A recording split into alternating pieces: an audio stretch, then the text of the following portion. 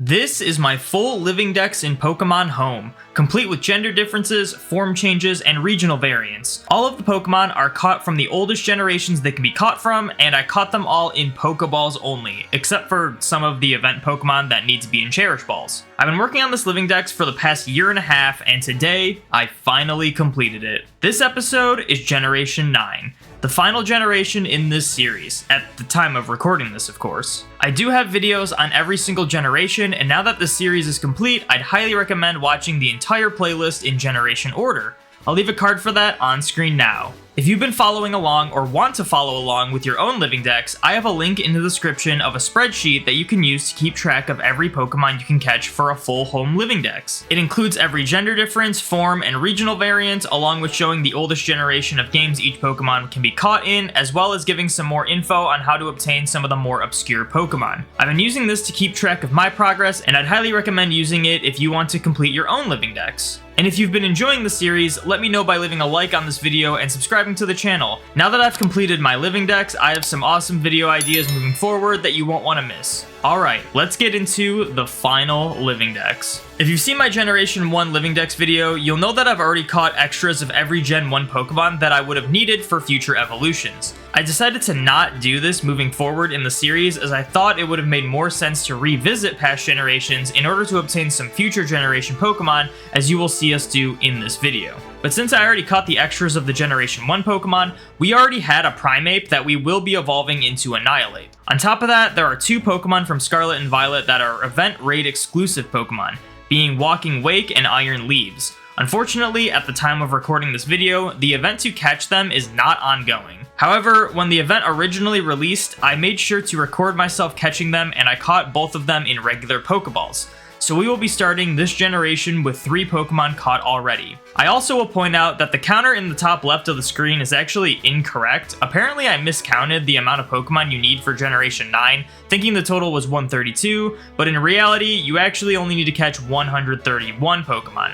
So eventually in this video, I will fix the counter to be accurate, and I even updated the living dex spreadsheet to show the accurate totals of the Pokemon you need to catch for a full living dex. But continuing on, we needed to catch Koraidon. Now, Koraidon actually took me a very long time to catch, and you may be thinking, well, duh, it's a legendary. Well, actually, in Generation 5, they increased the catch rate of the legendaries. So in Generations 3 and 4, if you have a 1 HP and a sleep legendary, the odds are roughly 1.6% chance to catch per Pokeball. In Generation 5 and later, that changes to a whopping 7%, which is still low, don't get me wrong, but you would on average catch a legendary in about 15 Pokeballs. This one took me well over 50 Pokeballs to catch, but obviously I ended up catching it in the end. I then wanted to catch the Treasures of Ruin, so I went around Paldea using a guide because there's no way I would have figured this out by myself.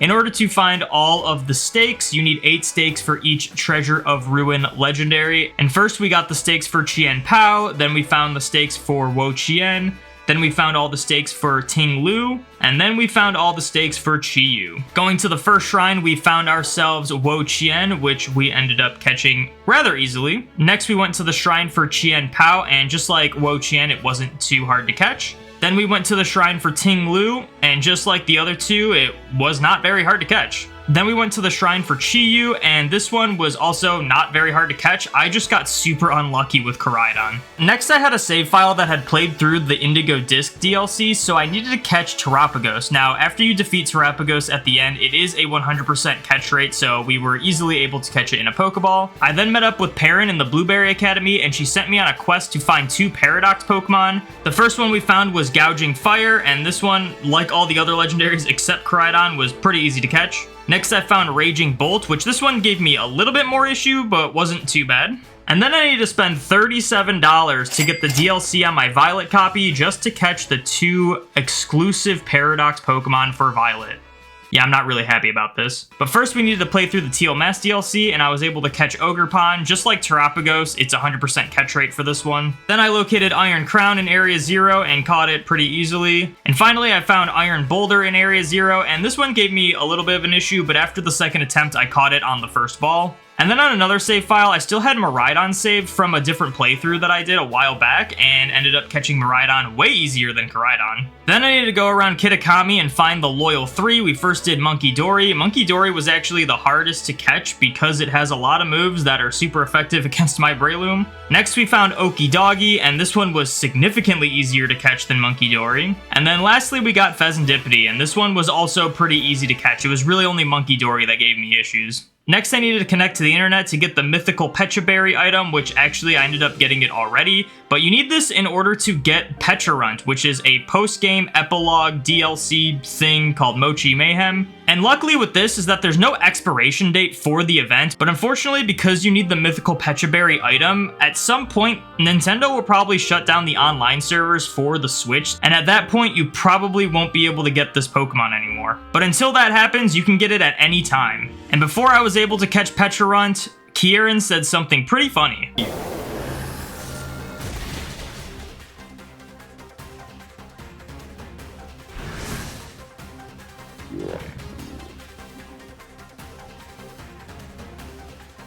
Catch it in a Pokeball.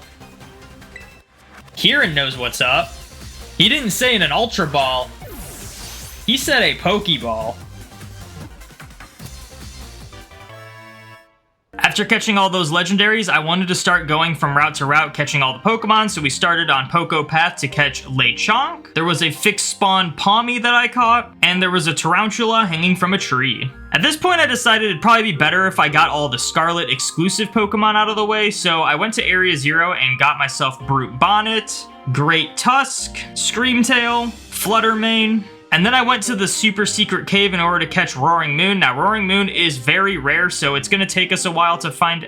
Oh, never mind. I will say Roaring Moon and Iron Valiant have pretty low catch rates. They're almost that of legendaries, but after a few attempts, I was able to catch it pretty easily. I then went to higher elevation in Area 0 in order to get Slitherwing, which is one of my favorites from Gen 9. I went to the rocky area to get Sandy Shocks, and then I needed to get an Armarouge. So I remember there being a fixed spawn Charcadet in the canyon area, so that's the one I caught. And then after KOing a bunch of Bronzors to get 10 Bronzor fragments, I then traded those for the Auspicious Armor, which I used to evolve Charcadet into Armarouge. Coming back to Violet version, I was continuing going route to route, and on the route that's directly south of Mesagosa, I found a Shroodle. I then went to the area northeast of Artisan and found a female Oinkologne, a Spidops, a male Oinkologne, a Toadschool. In the beach down below, I found a Wattrel, and I found a bunch of Finizons, which we do need 2 of them for the evolution line. Then farther out on an island, I found a Kilowattrel, and then I went to the olive fields in order to find Smoliv. I caught 3 of these for the full line. Then by the windmill area on the west side of the map, I found a Nimble. I then went to the area right outside Alfornada in order to find Scovillain, Fido, and Doxbun. Then going back to the windmill area, I found a Capsakid to complete that line. Going up a little farther, I found a Flittle, and then I decided I want to catch certain species as the Titan Pokemon, so in this case, we caught the Titan Bombirdier. The reason I did this is because I thought it'd be cool as they're guaranteed to get the Jumbo mark, and they also get a unique Titan mark. I then made my way to get the Titan Iron Treads in the desert, but on the way there, I found a Rellor, and then we caught the Titan Iron Treads. Now, fun fact about Iron Treads is that at 1 HP and asleep, it's got about a 40% chance to be caught per Pokeball.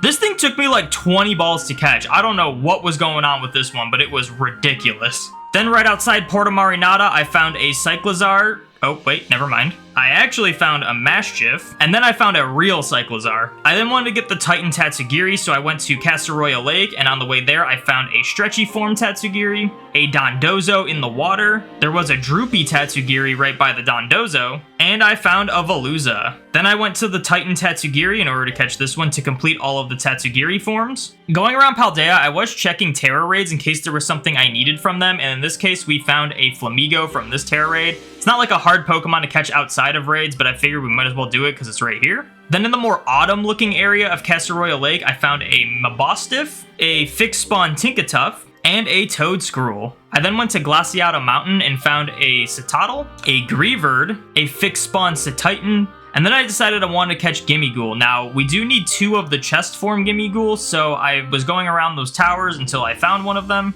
I then went to the more rocky area on the east side of Paldea in order to find a Bramblin. I then went to Tagtree Thicket to find Grafaiai to complete that line. Then in the beach south of Levincia, I found a Wiglet. Then in the little area to the west of Levincia, I found a blue plumage Squawkabilly. Because it was turning nighttime, Squawkabilly became a lot more rare, so I decided to then go to the beach outside of Porta Marinata to find Wugtrio. I then went to the more rocky east side of Glaciata Mountain in order to catch Knackley, Low-Kicks to complete that line, and Knacklestack. And after catching the Knacklestack, this happened.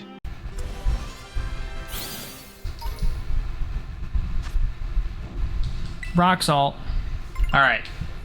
I came here for Knackley, or not Knackley, for Varoom and Revavroom. Which, gonna be honest, Revavroom might be my least favorite Pokemon from Gen 9. I don't mind Varoom though. But it's not just the design. It's like, holy crap, if you ever open up Pokemon cards, they are a plague.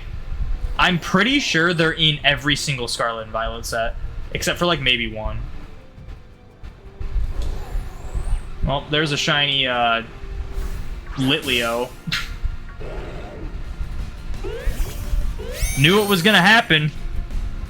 It's almost like it's really easy to get thousands of encounters. It's a female. I'll count it to my shiny living dex. It's a live shiny and it's full odds. But man, shinies are not that exciting to find in this game. I'll just do Premier Ball.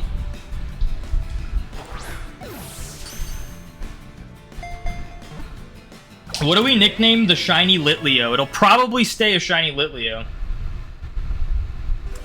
Shinies are more common in this game. They're the same odds, it's just you don't have to encounter them to see if they're shiny. And as you can see, there's just tons of Pokemon spawns at any given time. So you're just gonna hit thousands of encounters inevitably pretty quickly. So yeah, they're more easy, but the odds are the same. Just picture like horde hunting in ORAS or like X and Y, but ×3 and all the time. And there's no animation for it. I'm gonna guess it's gonna be Bold Nature. No mark. It's Brave Nature. Do I have Mark Charm in this game? I might not. I don't. Oh well.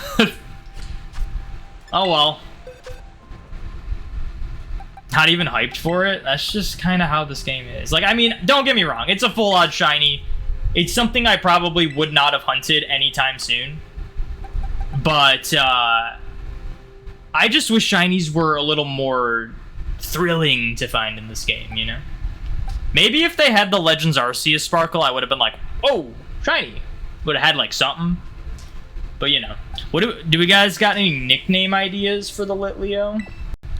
Leonia. Because it's more of a feminine name of Litleo. What would be a female version of Leo? Leonia? You like Lit Leona? I can't even say it. Lit Leonia. There we go. Okay, we'll just do it. Alright, we got regular Yungoos. And Litleonia, the shiny Litleo. That's asleep. Yeah, by the way, I also found a random shiny Glimora off stream. And it just shows the dynamic of, I went the entire 8 generations of Pokemon before finding my first shiny, only to find 2 shinies, like, really easily in this.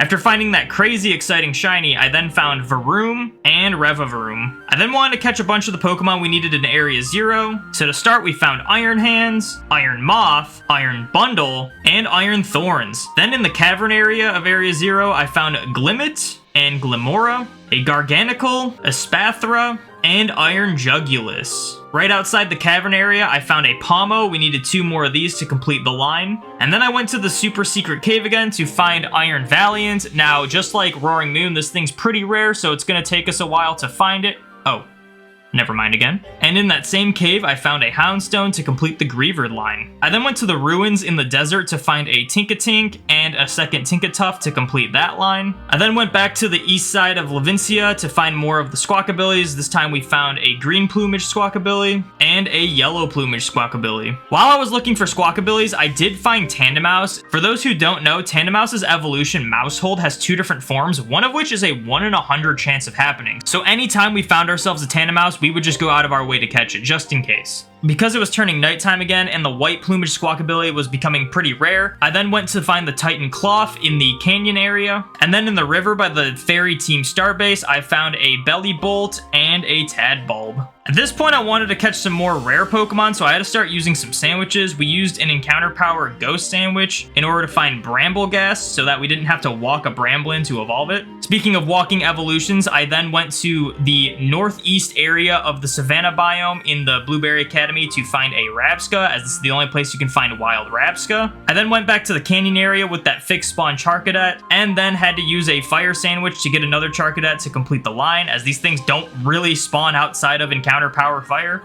I then went to the marsh area to find Clodsire, and finally we went back to Levincia one more time to get the white plumage Squawkabilly. I then went to this little cave in Glaciato Mountain to find an Arctibax, which I believe this one's a fixed spawn. I then found a Frigibax in the wall, and I was having a really hard time encountering it, but eventually we did end up getting it. I then had to go back to my Scarlet save file as I wanted to catch the Titan Orthworm, and unfortunately I already caught it on my Violet save file in a Great Ball. And at this point I also wanted to re-catch Great Tusk as I wanted to get the Titan Great Tusk for the Titan mark. I then needed a breed for all the starters, so we started off by hatching 3 Sprigatito, then we hatched 3 Fuecoco, and then we hatched 3 Quaxley. I then went to Kitakami in order to catch all the Poltergeist and Sinistcha we needed. My strategy for this was to use an Encounter Power Ghost Sandwich, and then every time a Poltergeist spawns, I would use my camera to check underneath it to see if it was the Artisan or the Counterfeit form. The first one we found was the Counterfeit form, but we do still need 2 of them for that line. I eventually did find the Artisan form, which it's pretty hard to see, but there is a little symbol on the bottom right of it on this video right here. We caught 2 of those for the line,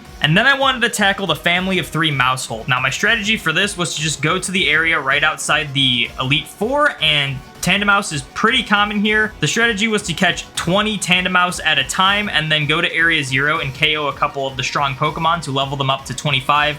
Unfortunately, Maushold doesn't have any sort of evolution animation unless it participates in the battle, I'm pretty sure. But in this case, we weren't having them participate in the battle. We would just have 5 in our party and then have them all evolve at once, and then this happened.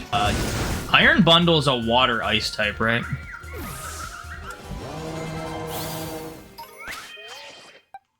Oh. Well, that was fast. 1, 2, 3. That took 12. That took 12 Tandemaus to get the family of 3. I then wanted to get some of the older gen Pokemon that evolved in Generation 9, so to start we caught ourselves 2 Applin in Sword and Shield to evolve into Diplin and then Hydrapple. I then went to Giant Seat to get that strong spawn Duraludon in order to evolve it into Archaludon. I then loaded up my black save file and went to Route 11 in the Dark Grass in order to find a Bisharp so we can evolve it into King Gambit. Then in my silver version, I went to the route south of the Lake of Rage in order to find a Girafarig to evolve into Farigiraf. After catching all those Pokemon, I then loaded up Pokemon Go and sent a postcard into Scarlet and Violet in order to get access to the coin bag, which gives you an incense to find the roaming form Gimmighoul, which, yes, this is the only way to get roaming form Gimmighoul in Pokemon Home is through Pokemon Go this way. And at this point, there's only a couple more Pokemon left to catch, and that is the 2-segment and 3-segment Dunsparce. Now, just like the family of 3 Maushold, the 3-segment Dunsparce is a 1 in 100 chance when you evolve a Dunsparce. Now, the value is determined on the Pokemon already, so my strategy for this was in my Crystal version, I did the Daylight Savings Time thing, which, for those who don't know, if you have people registered on your phone and you set your clock to adjust for Daylight Savings Time, you have a 50% chance that one of them is going to call you every time that happens. Now, what I did is I had Hiker Anthony be my only contact, and every time I adjusted the clock for Daylight Savings Time, Hiker Anthony had a 50% chance to call me, and every now and then he'll give you a call telling you that there's a massive outbreak of Dunsparce in Dark Cave. Now, normally Dunsparce is like a 1% encounter rate, but with the outbreak, it becomes a 40% chance, making that a lot easier to find. I then went and caught 20 Dunsparce, as after catching 20, Bill would call and tell me that my box was full. I would then send the group of 20 Dunsparce up into Pokemon Bank and then into Pokemon Home. And then I would evolve them by leveling them up to level 32, which in this case we did level 34 because it just takes 4 EXP Candy L's in order to get it to level 34. And at level 32, they learn the move Hyper Drill. Once you teach them Hyper Drill, upon level up, they will evolve. And we just evolved them one at a time until one of them became a 3 segment. Now again, it is a 1 in 100, and we got really lucky with Mouse Hold, so I didn't have too much hope getting this fast, but Overcold does spawn in 5 to 6 star raids, you remember correctly? Oh yeah, probably. Well, I'm pretty sure you can evolve it if you just level it up with the move Bar Barrage. Like, it's way easier. Oh, there we go. We got it. That was only 33. Let's go. We did it. We got every Pokemon. Well, technically, we did not yet. We have to evolve the rest of the stuff. That's crazy. We got lucky with both of them. So yeah, we got both 1 in 100 evolutions in only 45 attempts, which is pretty crazy. And at this point, we caught every single Pokemon in the entire Living Dex. Now we just need to do some more evolutions to finish it off. To start, I wanted to evolve my chest form Gimmighoul into Golden Go, as this was the only save file I had on 999 coins on. I then traded 10 Sinistea chips for Malicious Armor in order to evolve Charcadet into Ceruledge. Then moving on to a different save file that had a bunch of EXP candies, I evolved my Sprigatito into Floragato, and then Floragato into Meowscarada, Fuecoco into Crocalor, and Crocalor into Skeledirge, Quaxly into Quaxwell, and then Quaxwell into Quaquaval. I then needed to walk 1,000 steps with Pawmo running around in Let's Go mode with me in order to evolve it into Pawmot. I then evolved Smoliv into Doliv, and then Doliv into Arboliva. Then we evolved our second Tinkatuff into Tinkatun, and then I needed to make a Union Circle in order to evolve Finizen into Palafin. Hey, that's an interesting link code. But then after getting Finizen to the correct level while connected to a Union Circle, it evolved into Palafin. Wait, isn't this the same Pokemon? I then needed to evolve my Primeape into Annihilate. To do this, you have to use Rage Fist 20 times, and unlike Legends Arceus, you don't have to have the move connect. In Legends Arceus, if you need to evolve a Pokemon based on doing a certain move a bunch of times, they have to land the hit. But in this case, you don't have to land the hit. So the easiest way is to just go to like a really weak normal type like Lechonk and just keep doing it over and over again and having it fail over and over again until you hit it 20 times. And then it's really easy to evolve Primeape into Annihilate. I then taught Twin Beam to my Girafarig and evolved it into Farigiraf. I then needed to evolve my Bisharp into King Gambit. Now the way you do this is you have to have your Bisharp KO 3 other Bisharps that are holding an item called the Leader's Crest. How do you know if a Bisharp's holding the Leader's Crest? Essentially every single Bisharp that's in a group of Pawniards is gonna have a Leader's Crest. So I just used an encounter power Dark Sandwich and then just found 3 groups of Pawniard that are led by a Bisharp and KO'd them. If you teach your Bisharp a fighting move, it's really easy to KO them because they're double weak to fighting. After KOing the Bisharp though, our Frigibax ended up evolving into an Arctibax. And after KOing 3 leader Bisharp, our Bisharp evolved into King Gambit. We then evolved our second Arctibax into Baxcalibur. We used the Syrupy Apple to evolve our Applin into Diplin. And then after teaching one of our Diplins Dragon Shear, we evolved it into Hydrapple. I then used the Unremarkable Teacup on our Counterfeit Poltergeist to evolve it into the Unremarkable form of Sinistcha. And then we used the Masterpiece Teacup on our Artisan Poltergeist in order to evolve it into the Masterpiece form of Sinistcha. And finally, we used a Metal Alloy on our Duraludon to evolve it into Archaludon. And there we go. We finally completed it, a full Pokemon Home Living Dex. Every Pokemon from Bulbasaur all the way to Pecharunt, every form including gender differences, different form changes, and regional variants, even some of the hidden forms like the different cloaks for Mothim, the different patterns for Scatterbug and Spupa. We got it all, man. This took a very long time to do. As I've been saying at the beginning of these videos, it's taken roughly 1.5 years to do all this. It feels good to finally be done with it. Thank you to everyone who joined me on this journey. It's been really awesome, especially seeing all of the Pokemon together in Pokemon Home like this. I will say the one thing that does need to be updated is once Legends ZA comes out, out, I'm sure I'll have to make an update video to include whatever new Pokemon are added to that game, but at the very least, I'll be able to change my Furfrou forms into the different trims of the ones that I caught in X and Y. If you saw my X and Y video, you know that I still have the Pokemon Go Furfrou trims just in case, but pretty confident we'll be able to change the forms in Legends Z to A. But we just gotta wait for that to release. But even though this series has come to an end, I still have some really cool videos coming up that you definitely won't want to miss, so make sure you are subscribed. And if you enjoyed this series, make sure you leave a like on the video. It definitely helps me out a lot. And yeah, here is my full Pokemon Home Living Dex. And at this point, there's only one thing left to do. A full Pokemon Home Shiny Living Dex. So this is my full Pokemon Home Shiny Living Dex. You may notice there's a lot of blank spaces.